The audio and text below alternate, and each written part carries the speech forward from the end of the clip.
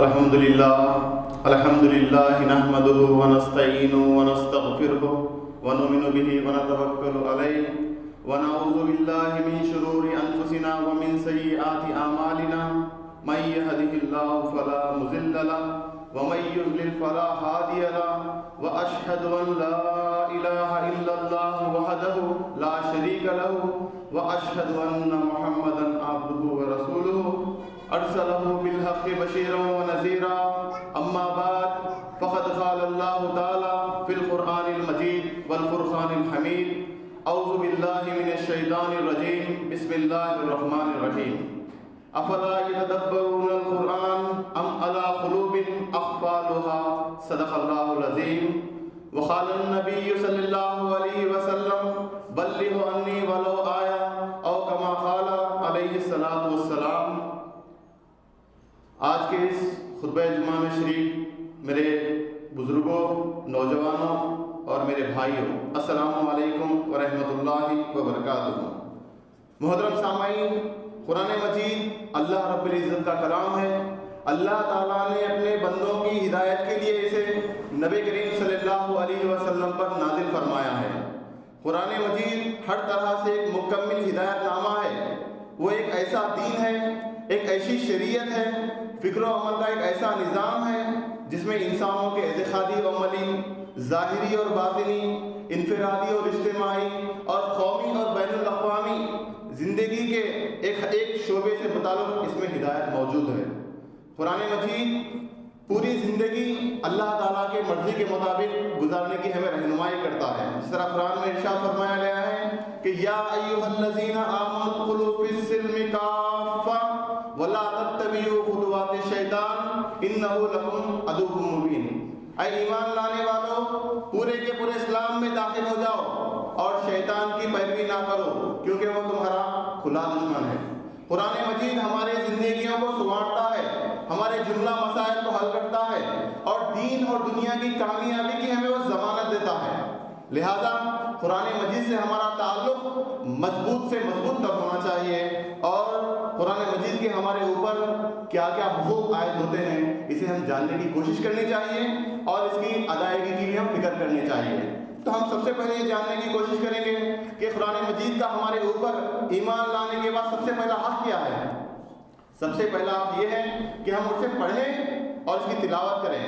یہ کلام اللہ تعالیٰ کا کلام ہے، اس کا ہر لفظ خیر و برکت کا ذریعہ ہے اور اس کے ہر حروف پر ایک نیکی ہے۔ نبی کریم صلی اللہ علیہ وسلم نے ارشاد فرمایا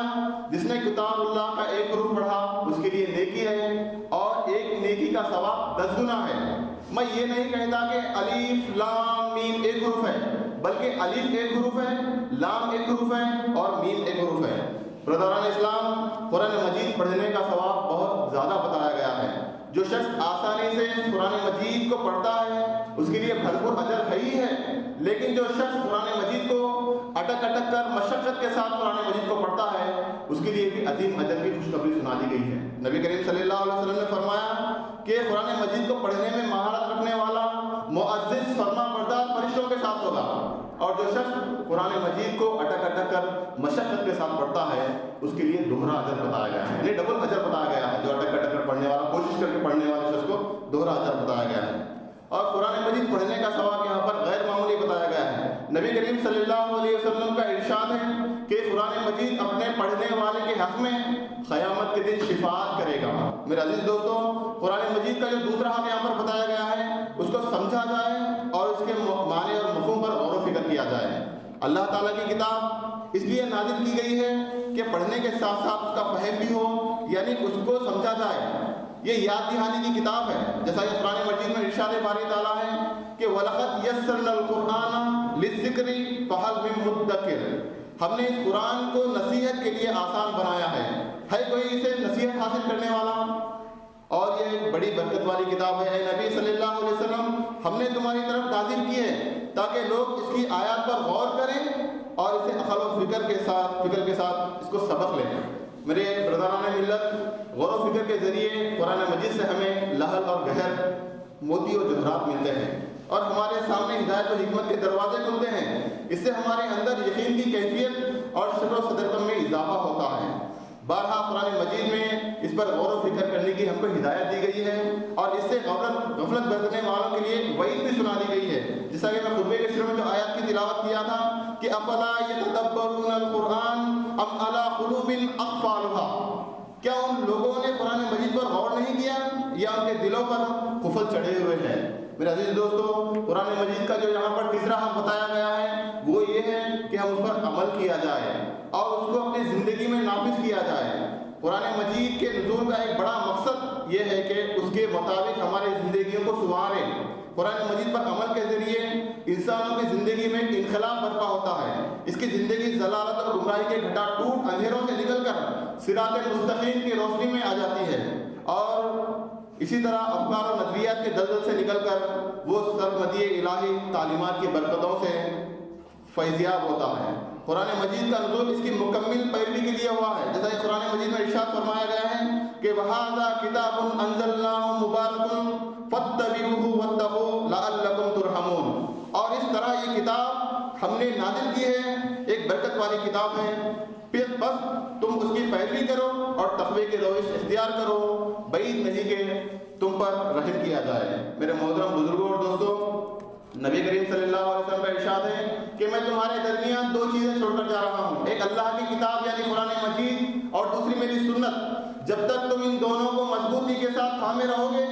گمراہ نہ ہوگے۔ اس لیے ہم قرآن مجید کو اور اللہ کے رسول صلی اللہ علیہ وسلم کی سنت کو تھامے ہوئے رہنا چاہیے، اور اسی طرح قرآن مجید پر عمل کے ذریعے قوموں کو سربلندی عطا ہوتی ہے، اور اس کو چھوڑنے کے نتیجے میں وہ ضلالت اور گمراہی کے اندھیروں میں چلے جاتے ہیں۔ اللہ تعالیٰ نے اس کتاب کے ذریعے یعنی اس پر عمل کے ذریعے بہت سے لوگوں کو اونچا کیا ہے اور بہت سے لوگوں کو پیچھے گرا دیا ہے۔ میرے عزیز دوستوں، قرآن مجید کا جو چوتھا حق یہاں پر بتایا گیا ہے وہ یہ ہے کہ اس کے تعلیمات کو پھیلایا جائے اور اس کی طرف لوگوں کو دعوت دی جائے۔ قرآن مجید سارے انسانوں کے لیے نازل کیا گیا ہے، اور مسلمانوں کی ذمہ داری ہے کہ وہ قرآن مجید پر عمل کریں اور اس کی برکتوں سے اپنی زندگی کو فیضیاب کریں اور اس کو دوسرے بندگان خدا تک پہنچانے کا کام کریں، جیسا کہ حدیث میں ہے ادعو الی سبیل ربک بالحکمت والموعظۃ الحسنۃ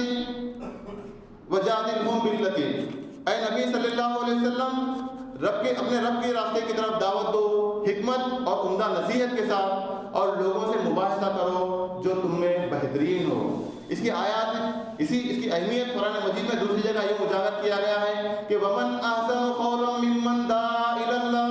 وَعَمِلَ صَالِحًا وَقَالَ إِنَّنِي مِنَ الْمُسْلِمِينَ، اور اس شخص کی بات سے اچھی بات اور کس کی ہوگی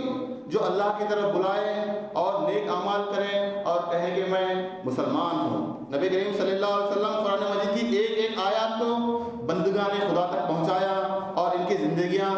سنوارنے کی کوشش کی اور کو جہنم کی آگ سے بچانے کی کوشش کی ہے۔ صحابہ اکرام رضی اللہ تعالیٰ عنہ اجمعین نے بھی اپنی زندگی قرآن مجید کی تبلیغ و دعوت میں لگا دی۔ آپ صلی اللہ علیہ وسلم کا مشہور ارشاد ہے جس کو میں نے خطبے کے شروع میں پڑھا تھا کہ بلغوا انی ولو آیا، میری طرف سے پہنچا دو وہ ایک آیات ہی کیوں نہ ہو۔ میرے عزیز دوستو، قرآن مجید کے سلسلے میں ایک اور بڑی ذمہ داری ہم پر یہ عائد ہوتی ہے کہ احکام خداوندی کے نفاذ کا ماحول بنائیں۔ پوری وضاحت کے ساتھ قرآن مجید میں احکام قوانین بتا دیے گئے ہیں جن کے نفاذ سے ہی معاشرے میں اطمینان اور سکون آ سکتا ہے اور دنیا عدل و انصاف کا گہوارہ بن سکتی ہے۔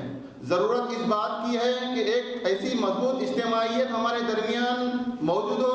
جو قرآن کے احکامات اور قوانین کو نافذ کی جائے اور اس کے ذریعے سے ظلم و زیادتی کا خاتمہ ہو اور ہر طرف انصاف کا بول بالا ہو۔ آسمانی کتابیں یعنی تورات، زبور، انجیل اور قرآن مجید اور دیگر صحیفوں کا نزول کا ایک بڑا مقصد یہ تھا کہ قیام عدل قسط ہو۔ ارشاد باری تعالیٰ ہے لقد ارسلنا رسولنا بالبینات وانزلنا معهم الکتاب والمیزان لیقوم الناس بالقسط، اور ہم نے اپنے رسولوں کو صاف صاف نشانیاں اور ہدایت کے ساتھ بھیجا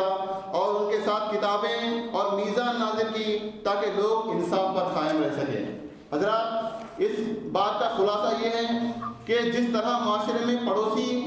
والدین، میاں بیوی، بچوں کے حقوق ہوتے ہیں، اسی طرح حقوق اللہ اور جو حقوق العباد ہوتے ہیں، اسی طرح قرآن مجید کے بھی کچھ حقوق ہے جو میں نے آپ کے سامنے رکھنے کی کوشش کی ہے۔ ہم مسلمانوں پر قرآن مجید کے 5 حقوق جو بیان کیے گئے ہیں کہ سب سے پہلا حق یہ ہے کہ قرآن مجید پر ایمان لایا جائے، دوسرا حق یہ ہے کہ قرآن مجید کی تلاوت کیا جائے، قرآن شریف کو سمجھا جائے اور اس پر غور و فکر کیا جائے، اور چوتھی بات قرآن مجید کی تعلیمات کو دوسروں تک ہم پہنچانے کا کام ہم سب کو مل کر کرنا ہوگا۔ اس وقت امت مسلمہ مختلف مسائل میں دوچار ہیں اور آزمائشوں پہ آزمائشیں مسلمانوں پر آتی جا رہی ہیں، اس کے خلاف مختلف سازشیں ہو رہی ہیں۔ اس وقت ضرورت اس بات کی ہے کہ پوری امت قرآن مجید کی طرف پلٹیں اور اس کی طرف رجوع ہوں، کیونکہ دلوں کا سکون اور انفرادی اور اجتماعی مسائل کا حل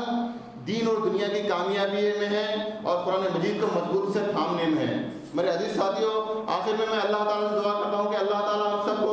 قرآن مجید پڑھنے